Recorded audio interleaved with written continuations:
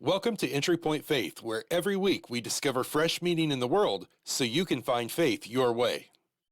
Today's message is titled, This Land is Our Land. On July 4th, 1776, the original 13 colonies of the United States of America officially severed their ties to the rule of Great Britain with a Declaration of Independence. Today, this holiday allows us to reflect on not only our freedom from Great Britain, but also on how we identify as citizens of the United States of America. Now, like many of you, as a child, I learned in school that our country was a melting pot. I was intrigued by the notion of lots of different people being poured into a place together and blending their cultures and their languages and their colors. Now, many people have forgotten or never learned the truth about the beginning of our country. In school, I loved hearing about the hands that built the United States of America.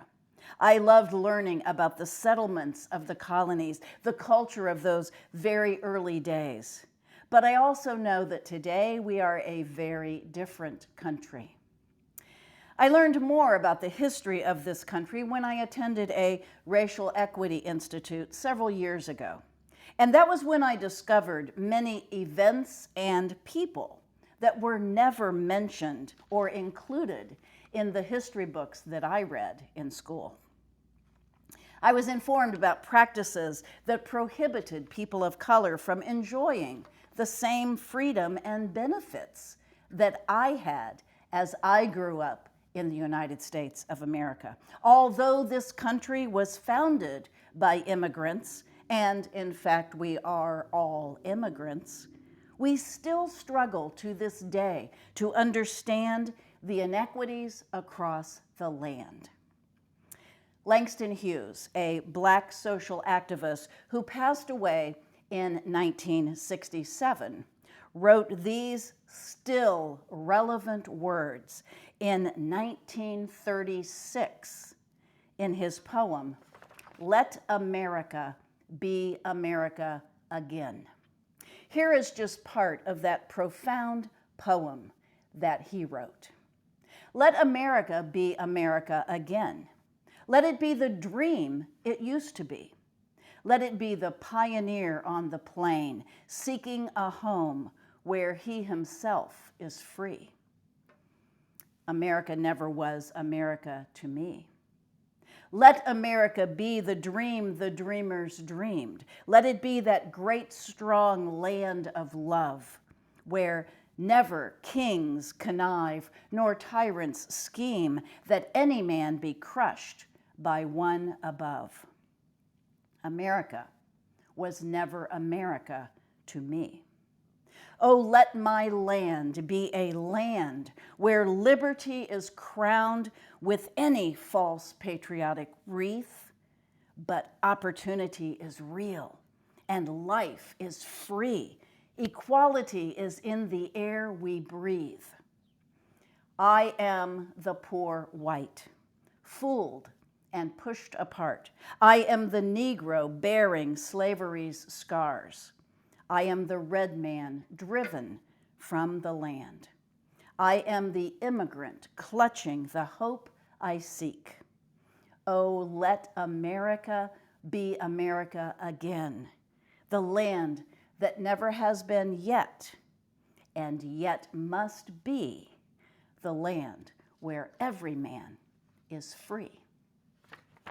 Now, although those words were written before the Civil Rights Act was passed in 1964, we are still painfully aware of the inequities that exist to this very day and must be remedied.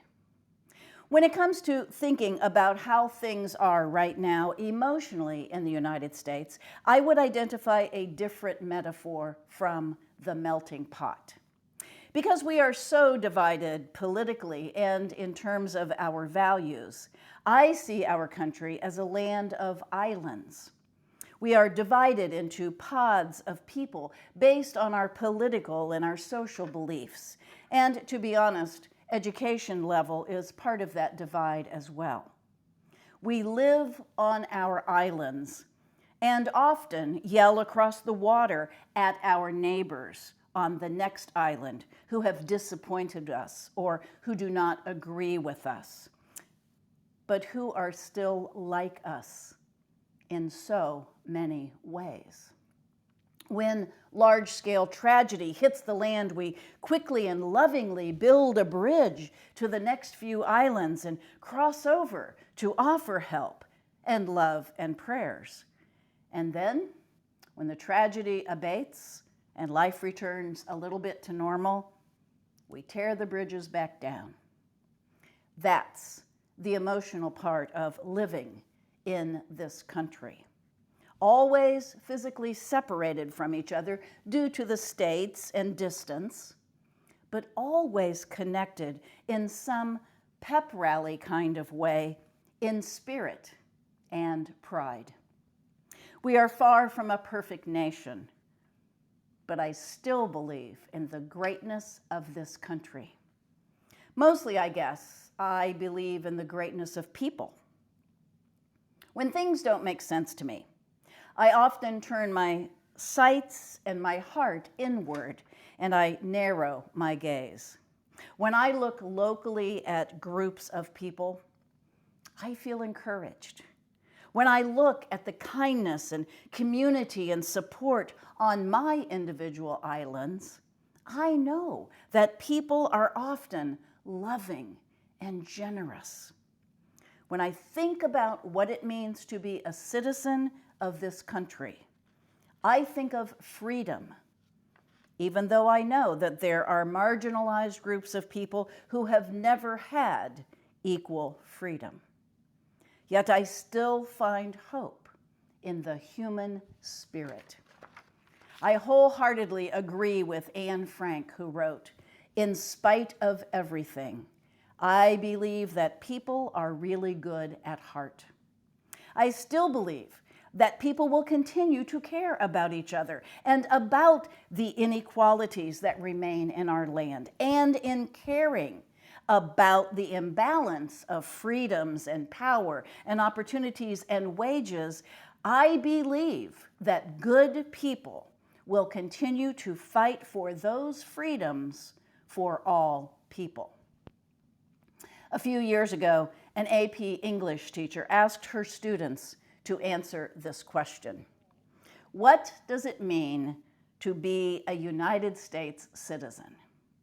A student named Heather wrote this response: I was born on February 14th, 1986, in Seoul, South Korea. I was put up for adoption because my birth mother wanted me to have a better life and wanted me to come to America, which I think says a lot about what a great country we live in. 6 months later, I was adopted and on a plane on my way to Detroit, Michigan. 9 years later, I became a citizen of the United States. I was now a legal resident with a Social Security number. I was made a citizen so late because my mother wanted me to remember that day. At the time, I didn't realize what a proud day it was. I was no longer just another foreigner. I was now a U.S. citizen. I no longer had the threat to be deported. I was now here to stay. Being an American citizen can be described in one simple word: freedom. In America, you have the freedom to do whatever you want. Being an American citizen isn't a right, it's a privilege.